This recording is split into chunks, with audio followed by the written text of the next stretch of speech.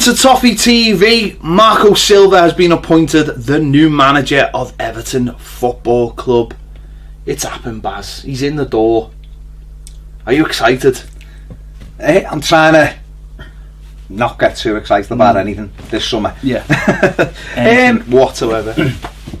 No, I just think everything's. I think I'm more excited about the process of it and how we build that all in rather than individual manager. Do you know what I mean? I don't think we were talking, off air about the standard of candidate that is around anyway, and there's not that many managers who would come in. If you got someone like Diego Simeone, yeah, you'd obviously be excited. But what I would say is, before we talk about Don himself, is I think there's two kind of candidates out there at the moment, or maybe three. I'd say one of them is basically what we've just let go, an older, more experienced, maybe English manager. The second is maybe one that is slightly unattainable from us. So Simeone, Ancelotti, Tuchel is already gone to PSG. Was he a real candidate? I don't know. Maybe a year ago. Maybe Emery.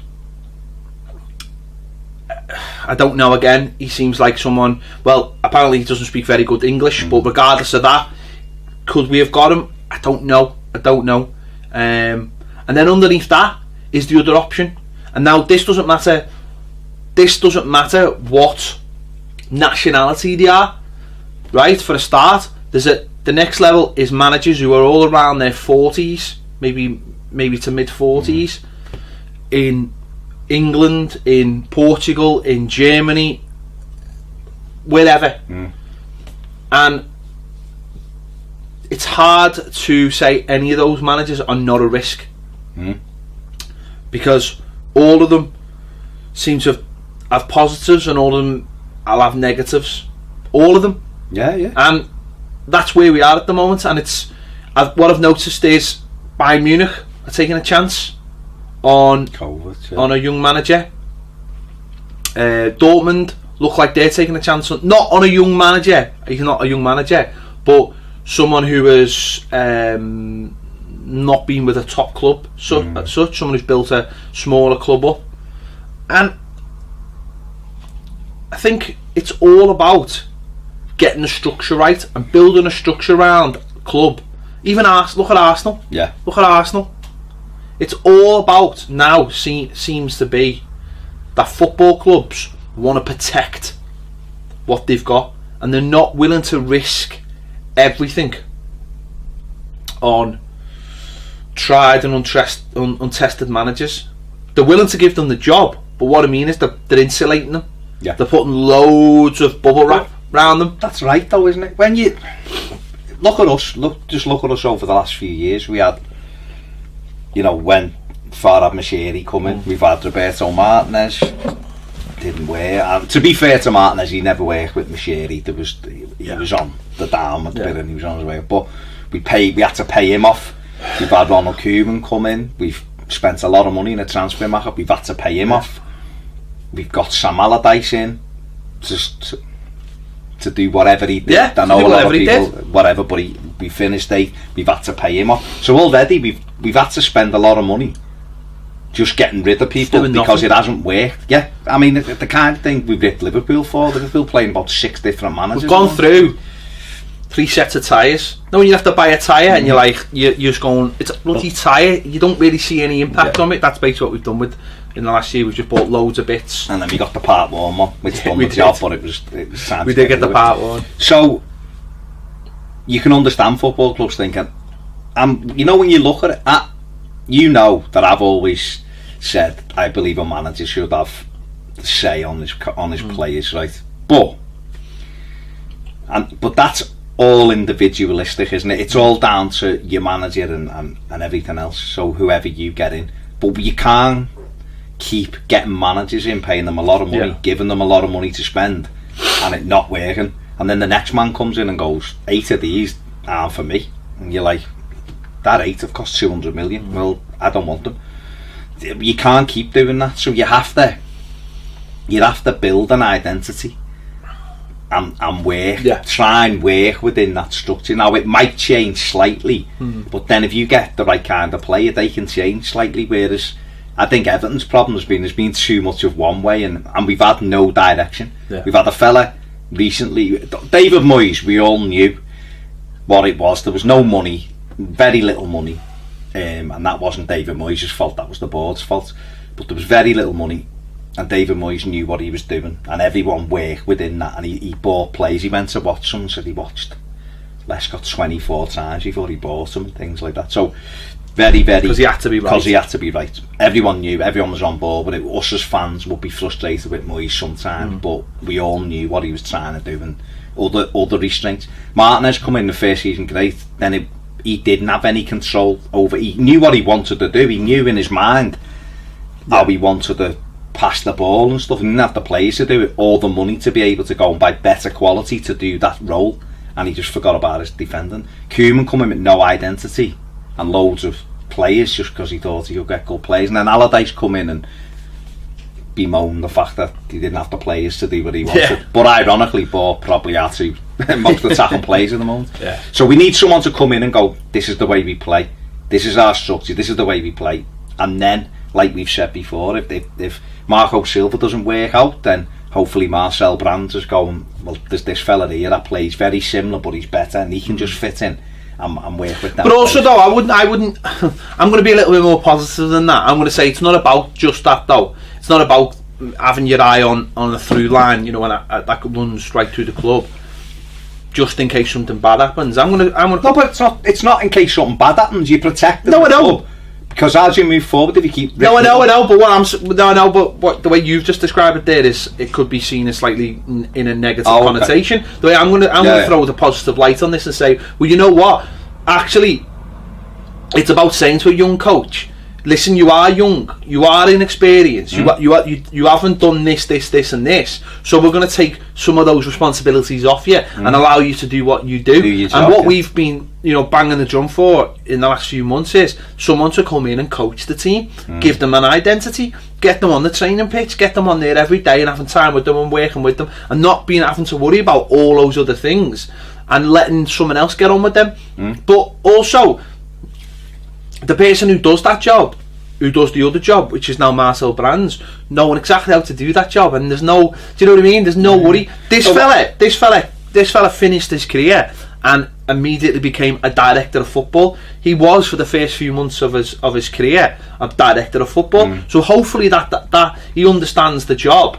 So that is brilliant, because if he understands the job of being a director of football, that's going to help so much more. I'm not going to say that's going to make it's brilliant, it's the best scenario in the world, but if he knows how to be a director of what it takes, that makes it the synergy a lot easier for me. Well, he's done the 3 jobs. He's been a player. Yeah. He's done the director of football. He's a manager. The reason why I was saying about that, because I know that a lot of people are worried about he just gets off when he wants and stuff. So what I was trying to say was, Everton are trying to protect that scenario, trying to protect us to go forward through Marcel.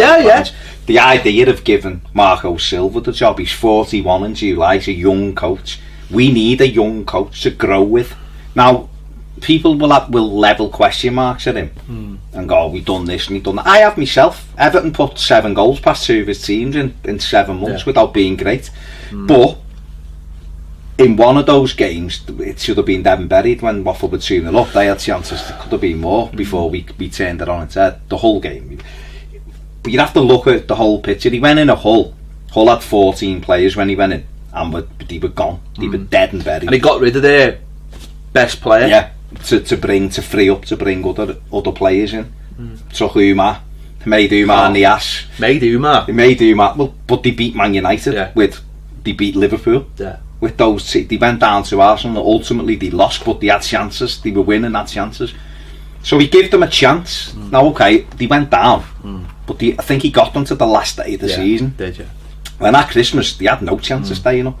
So he's done okay there. Watford, they were great. We've said this time and time again. They were brilliant until we lifted our skirt up.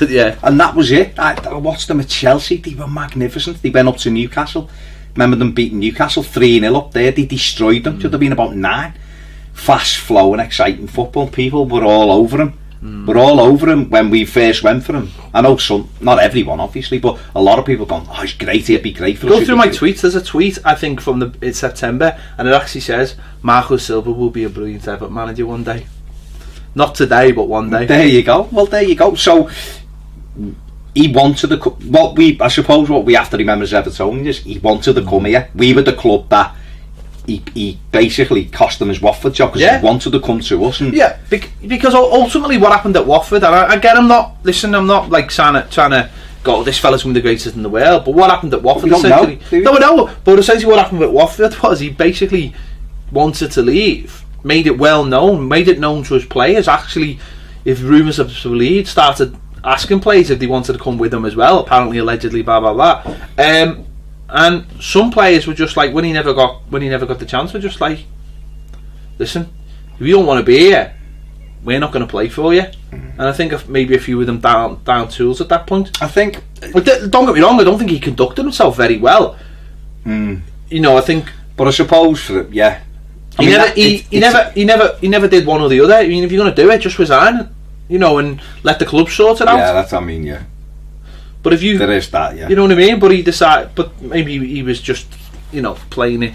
I suppose it's difficult, isn't it, for the players? Because if you think the manager then doesn't believe in what's happening, you'd only have. It might not have been a conscious decision. No, but they might not. Listen, I was watching the Damned United over the weekend. You know what I mean? You watch that and you see a thing about. This is what makes me laugh about. You know when people go, oh, modern day footballers, and they don't try for this. You watch the Damned United and you see that Leeds team had some of the who, you know, at the time were the best team in the country. They get Brian Clough in. They were like, we don't like this fella. We don't want this fella here. No one's going to try for this fella. Straight away, we went in and get all your medals and throw them in the bin. All your pots and pans. You won it by cheating. But the point is, though, that was one of the best teams in the land. We sound really old now, I know. It's even before my time. That's before my time, but I've watched. But the point is, watch the YouTube 2-hour film on them. He got 44 days because all the players simply wouldn't play for him, and they were the best players in the land, the toughest players in the land, and all the rest of it. Chelsea with Marino, mate. Well, it is. That's what I'm saying. It gets thrown around. Oh, it's not. The players don't do this. If the players don't want to play for someone, they won't play for some. I'm not saying. But what I was going to say was, I don't even think it was almost a conscious decision with them. I just think if you're believing in someone, and then the next minute they go, I actually want to go there, and I want to go, and I want to take him and him, then you start going, he hasn't asked me to go. Yeah. If that story is true, by the way. But not just that. Not just that. You lose focus slightly in the Premier League. And the other thing was, which a Watford fan pointed out, which I didn't know, they had a horrendous injury list just after that. They lost the centre half. They did. I remember that. I think they lost about 6 players who've been playing and doing well. Then they started. But I would also say, I'm not saying this is true or not, but if you were to take a player like Troy Deeney, right, very honest, open, hard-working player who's made a lot of the talent he's been given. You know, you want a manager to believe in you, and also if you are a player who loves your football club, which sort of Troy Deeney seems like he does, and someone comes and he's a bit like that, and he's a bit like, well, I don't actually want to be here, you're going to be like, and you stop believing what when you lose a couple of games, you then start. They're probably then looking at him going, is he that arsed? Is he that? Which he might not have done anything different. Yeah. But that's what happened with him. But listen, he wanted to come to us. Farhad Moshiri quite clearly wanted him, offered big money for him, wanted to take him. It didn't happen for whatever reason, but that's never gone away. And we've said a few times during the season, well, if you've got a manager you've tried to pay 15 million quid for, sat on the sidelines waiting for you, why would you go somewhere else? What I would say is on this as well is, if this has always been the plan, right, and he's been in on the plan, and Marcel Brands has been on the plan, then I'm absolutely all over this, all over it. Because if that's been the plan since, maybe not since day one, but maybe, you know, they've gone away and everything's settled down because Sam Allardyce was there, and then they've got to a point, maybe, I don't know, February or March, and they've gone, right, what are we going to do?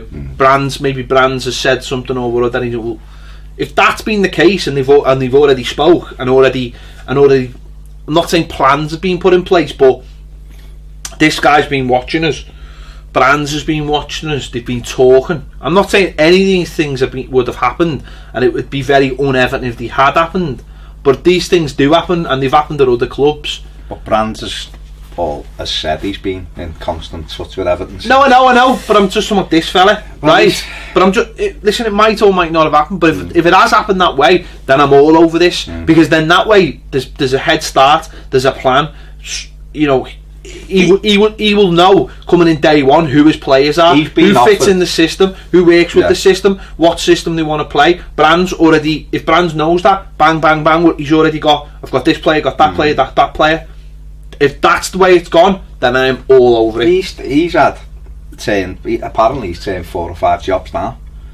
So he was waiting for us, wasn't he? That's the way it is, and therefore he's kind of watched everything, the type of manager. If you listen to Ryan Mason was talking about him. Yeah, he just said he's unbelievable. Like, as a man manager, he's just everything's like, you know exactly what you're doing. Curtis Davis said he'd walked them every day with, and he said in the end he started thinking, where would Marco put me in this situation during the game? You know, we never once said what would Jagielka do in this situation. No, that's only come up once. You know, and that's what. That's a great players. Exactly, great players. But that kind of attention to detail. I remember the Watford players coming out when we were first linked with him, going, "We want him to stay. We love him. We want him to stay." So if he's a good coach and a good man manager, then every player in this country that has worked with him seems to be all over him and saying this. You know, everything is down to the minute detail, and that wins your punch. And I seen like a comparison, because the comparison is he's another Martinez, right? He's another Martinez. Teams don't know how to defend. I don't think he's as gung-ho as Martinez. He's a pressing sort of, you know, presses from the front. Whereas, don't forget, Martinez's teams used to just keep going.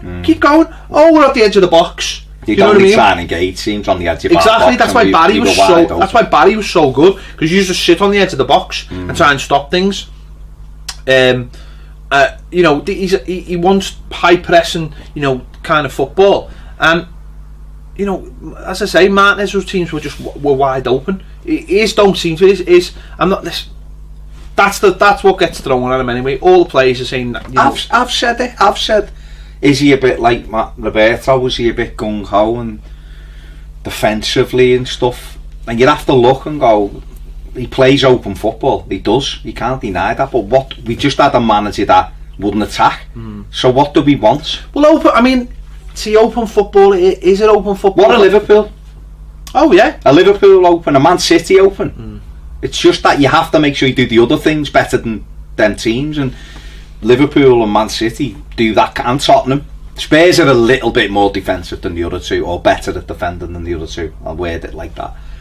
But they know how to. They attack. They're open. You know what I mean? That's the way it is. And then it's about putting better players in at the back. If you put better players in at the back to suit, who knows what he can do with it? What I would say about him is he went into Hull. They had 14 players. They weren't very good players, without being too disrespectful. They got promoted and had no money. Steve Bruce left on about 2 days before the season or whatever, and Mike Phelan took it over, and he had the first game. I think he had 11 players, and they beat Leicester 2-1. Unbelievably, they were champions, but they scrapped the way through. He come in with not very good players and give them a chance by organising them and coaching them. Watford, he went in, they were slightly better players. He bought in a few, made them better. Everton's squad miles better than both of them. Yeah, we know there's players that need to go up the door. It doesn't matter if it's miles better. They've got to be the right players. No, but if you're working with better football, no, I know, but we've fallen into this trap before, Baz. Good players don't all necessarily fit into a system. They've got to fit into the system. Of course they don't, but there's players in our team that will fit into the system who are better than he's had before. Oh, no, that's fine. But but we're still going to need the team's still going to need to be rebuilt. But you can get worse players than what you already got that will fit the system. But I think someone like Tom Davis will really benefit from him. I think Dominic Calvert-Lewin. Players like that, because I think he's that, according to the players who've worked with him, don't know him, do I? So, but according to the players who've worked with him, he's into minute details, as you said before. Where'd he go? And I think Davis needs that almost. Well, I think he needs someone to go. What I would say is that if you're a good coach, Michael Keane, if you're a good coach, you can take a player that other people might think doesn't fit the system and create something different in them. You know, he's been a coach since 2010. As I said before, I think it was Estoril in Portugal. Estoril, yeah. He went in there. He was the director of football, and then he took over as the manager. Got the team promoted. Got manager of the season. I think he lost 3 in 24 games. Went into the top division the season after. I think they finished 5th, went into the Europa League. Then he went to Sporting Lisbon.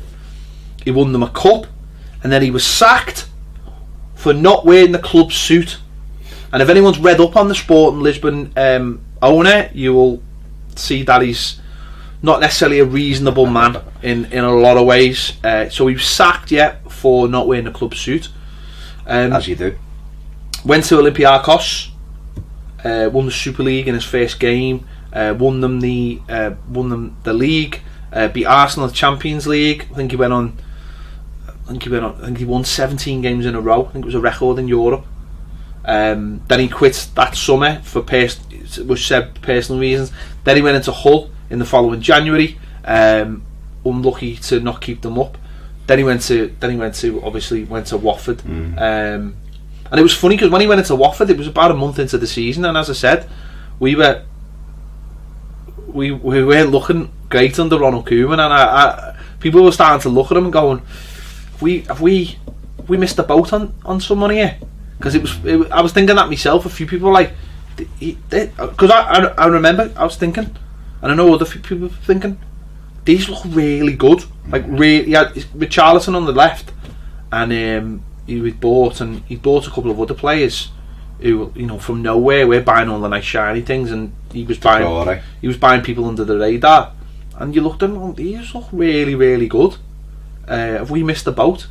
And then the world started to collide. So as I say, I think hopefully it's about getting a system in place. That's the most important thing. Listen, everyone will be behind him, everyone will give him a chance. You know, because that's what we'll do. We'll give him a chance. I just think that we've got to be, all of us have got to be a little bit more patient and hope that we're going in the right direction, because that's all you can hope for, go in the right direction. And that's everyone at the club, and that's what the club has been. That's what the changes in the last week or so have been made to do, so that everything's different. And as we said last week, I think the big thing that all the people in the media, everything are missing about Allardyce is it wasn't just Allardyce who got sacked.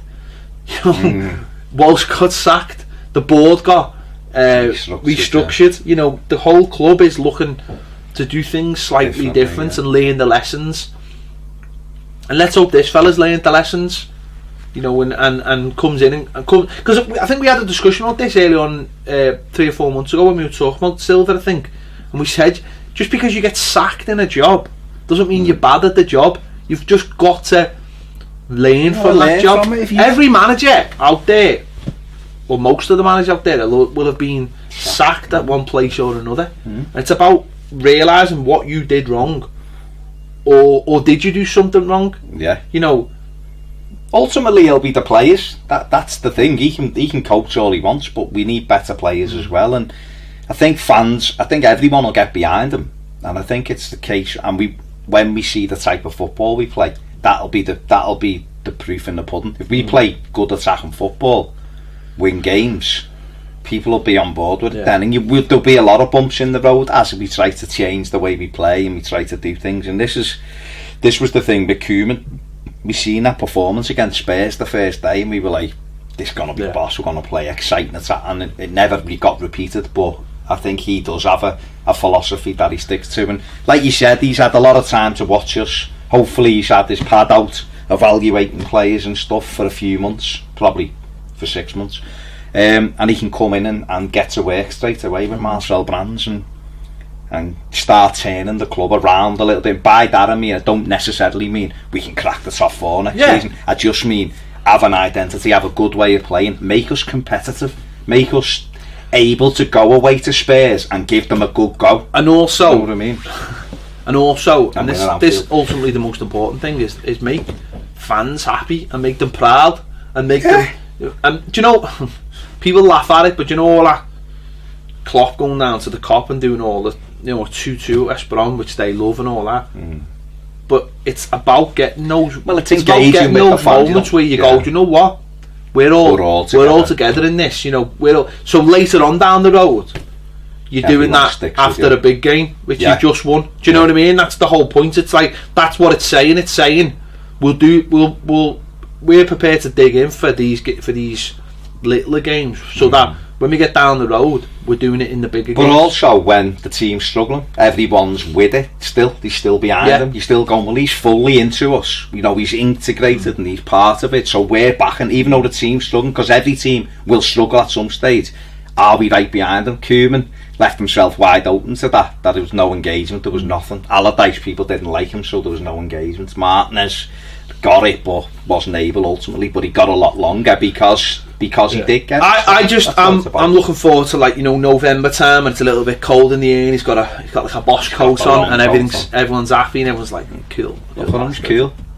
Winning a few games and that, and that's all it's about. Scoring lots of goals. Look at him, he looks happy. So it's all about going to match and enjoying going to match, wanting to watch your team and getting behind them as well. Getting behind them from the first whistle. So let's hope that happens. Let us know your thoughts. He's in the door, Marco Silva. Are you happy with the appointment? If you're not happy, let us know why and who you would have wanted.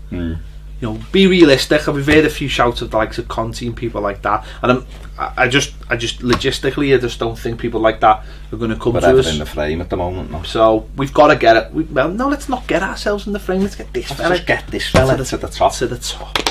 Let us know your thoughts. If you haven't already subscribed, please do click the bell for alerts so you know when the videos are coming out. And if you want more videos, join us over on Patreon. Get over there. We'll see you later.